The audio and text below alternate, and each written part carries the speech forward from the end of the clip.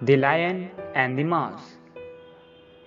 In the forest one day, a lion lay resting. Suddenly, a mouse ran over his back. The lion caught the mouse in one of his big paws. The little mouse begged for mercy. "Please do not hurt me," she squeaked.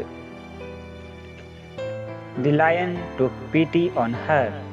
He opened his paw and let her go free. "Thank you," said the mouse. "Someday I will pay you back for your kindness."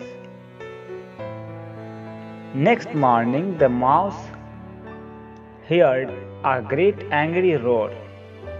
She knew that the lion was in trouble. She set off at once to find him. The mouse saw that her friend was caught in a trap. She nibbled at the net and quickly cut through the ropes. In a short time, the king of the animals was free again.